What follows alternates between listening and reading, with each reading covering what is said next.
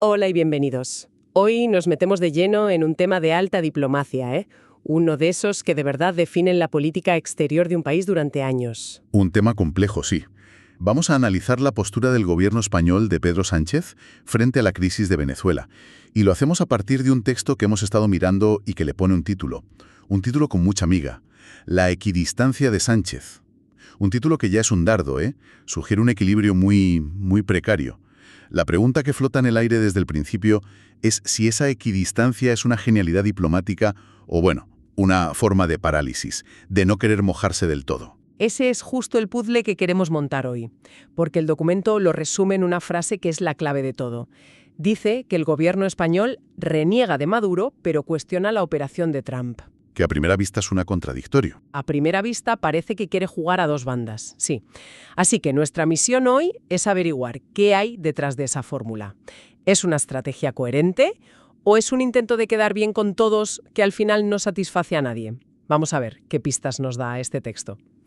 Vale, pues pongamos las cartas sobre la mesa. La primera idea fuerte del documento es esa dualidad. Ajá. Por un lado, una condena sin paliativos al régimen de Maduro, al que se considera ilegítimo. Eso está claro. Pero por otro, y aquí empieza el juego de equilibrios, se distancia de la estrategia de máxima presión que impulsaba en su momento la administración Trump.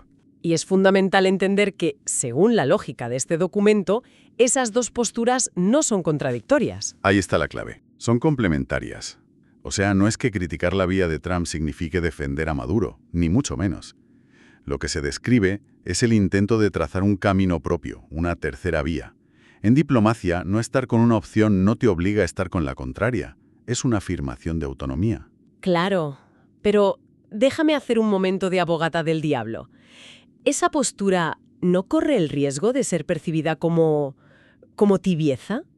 Al no alinearte con el bloque de presión más duro, ¿no estás de facto dándole un respiro al régimen de Maduro?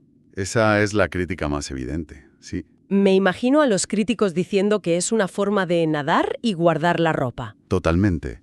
Y el texto parece construido para responder a esa crítica. El argumento de fondo es que la política exterior no es un partido de fútbol, donde tienes que elegir un equipo. Se trata de defender tus principios y tus intereses. Entiendo.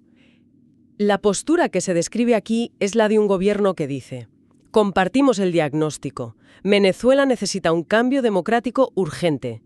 Pero discrepamos profundamente con el tratamiento que proponen desde Washington, porque creemos que la cura puede ser peor que la enfermedad. Es una distinción entre el fin y los medios. Entendido, no es una neutralidad pasiva de a mí no me miren, sino una postura activa que rechaza a dos extremos. Y eso me lleva a la siguiente pregunta lógica. Si rechazas el plan A, que sería la presión unilateral y la amenaza militar, Tienes que tener un plan B. tienes que tener un plan B, muy sólido, claro. No puedes simplemente decir no sin ofrecer una alternativa. ¿Cuál es la que propone el texto? Ahí es donde el documento, como se suele decir, pone toda la carne en el asador. La alternativa no es una acción solitaria de España, sino un llamamiento directo a la comunidad internacional. O sea, una respuesta de grupo. Exacto. La idea central es que esta no es una crisis que pueda resolver un solo país, por muy potente que sea. Exige una respuesta coordinada, multilateral. Y este llamamiento no es una declaración de intenciones vacía. El texto detalla los ingredientes. ¿Y cuáles son esos ingredientes? Porque llamamiento a la comunidad internacional a veces suena un poco a excusa para no hacer nada concreto. Totalmente. Pero aquí se intenta concretar. Primero, se pide actuar con responsabilidad y retórica. Eso es interesante. Es más importante de lo que parece. En crisis tan inflamables, las palabras son como cerillas. Una retórica belicista puede cerrar de golpe puertas al diálogo que luego cuesta meses o años volver a abrir. Vale. Segundo, reclama que todos los actores piensen en la población civil, poniendo el factor humanitario en el centro. Pero el pilar maestro es otro, la exigencia de respeto a la Carta de Naciones Unidas, que, para quien no esté tan familiarizado, apelar a la Carta de la ONU es como el último recurso del orden internacional, ¿no es así? Es más que eso, es el equivalente diplomático a gritar en medio de una pelea. Un momento, que todos firmamos unas reglas. Claro. Es invocar el sistema que se creó precisamente para evitar que los conflictos se solucionen a la carta, por la fuerza bruta del más poderoso. Es un recordatorio de que existe un manual de instrucciones para estas situaciones, diseñado para detener a un país que quiere actuar por su cuenta y riesgo, saltándose al resto. Es la base del multilateralismo. Y todo ese entramado de diplomacia, retórica cuidadosa y legalidad internacional, ¿con qué objetivo final? ¿Qué busca conseguir esta vía, según el texto? El objetivo se resume en una frase que se repite casi como un mantra. Articular una transición justa y dialogada. Ahí cada palabra cuenta, me imagino. Cada palabra está medida. No una transición a secas, que podría ser un simple cambio de cromos en el poder. Tiene que ser justa, lo que implica rendición de cuentas, pero también garantías para los que dejen el poder. Y dialogada, es decir, que surja de un acuerdo interno venezolano, no de una imposición externa. El texto lo plantea como la única vía sostenible. Aquí tengo que volver a ponerme un poco escéptica. Una transición justa y dialogada suena fenomenal en un seminario de ciencias políticas, pero la realidad en Venezuela era y es de trincheras. ¿Cómo se aterriza eso? ¿Qué significa en la práctica ese proceso político pactado del que habla el documento? Pues el texto lo desglosa en 3 condiciones que considera innegociables. Primero, debe ser un proceso político pactado. La palabra clave es pactado. Esto implica que no se busca una rendición incondicional del chavismo, sino una negociación. Vale, una negociación. Segundo, tiene que tener garantías democráticas. Esto significa que el resultado no puede ser un acuerdo de despachos, sino que debe validarse con elecciones libres, justas y verificables. Y tercero, y esto es crucial, debe contar con supervisión internacional. Un árbitro. Un árbitro neutral que vigile que nadie haga trampas. Un árbitro para un partido que se prevé muy bronco. Pero sigo con la duda. Negociar con un régimen que no ha mostrado mucha voluntad real de ceder poder, ¿no es pecar un poco de ingenuidad? ¿No es una estrategia que se arriesga a un estancamiento eterno? El documento no ignora ese riesgo para nada, pero lo contrapone a lo que considera un riesgo mucho mayor. La filosofía que subyace, la que se describe, es profundamente pragmática. A ver. Es una elección entre 2 malos escenarios. El escenario A es una negociación larga, frustrante, con pocas garantías de éxito.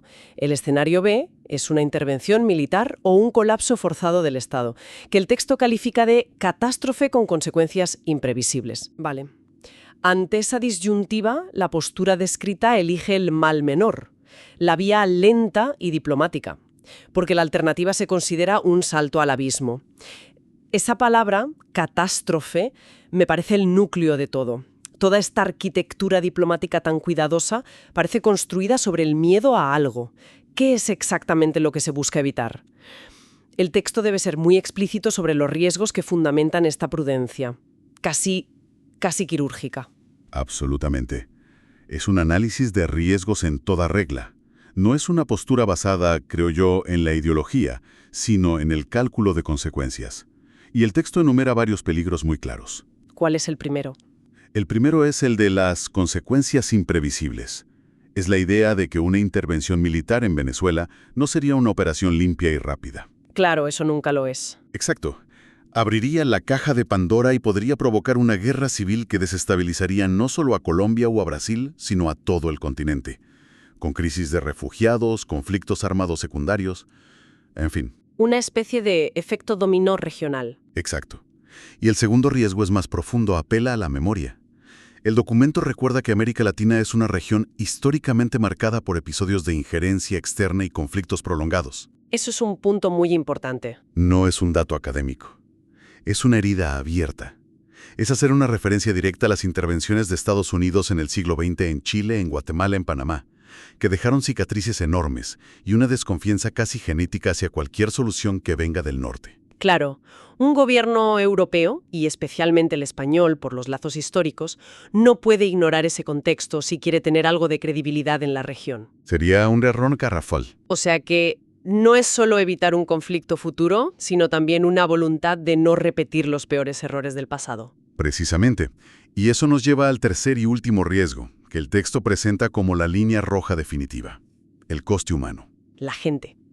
La máxima prioridad, la razón última de toda esta cautela, es evitar cualquier escalada que derive en un aumento del sufrimiento de la población. Es un argumento moral, pero también práctico. Un conflicto armado masivo generaría una crisis humanitaria de tal calibre que haría palidecer la situación actual. La lógica es la del juramento hipocrático de los médicos. Primum non nocere. Primero, no hacer más daño. Entonces, si lo unimos todo, esta estrategia de equidistancia que describe la fuente es menos una postura ideológica y más un ejercicio de...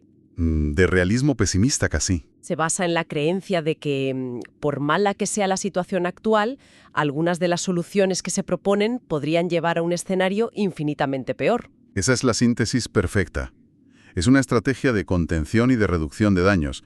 Asume que no hay soluciones mágicas ni atajos, y que en geopolítica, a veces el movimiento más inteligente no es el más espectacular, sino el que evita el desastre. La postura que se dibuja en el texto es la de preferir un problema crónico y contenido a una amputación que podría matar al paciente. Bueno, haciendo un poco de balance de todo lo que hemos desgranado, queda claro que la equidistancia del gobierno de Sánchez, tal como la presenta nuestra fuente, es un equilibrio muy calculado. Mucho. Es este rechazo doble. No al régimen de Maduro, sí, pero también no a una solución militar unilateral.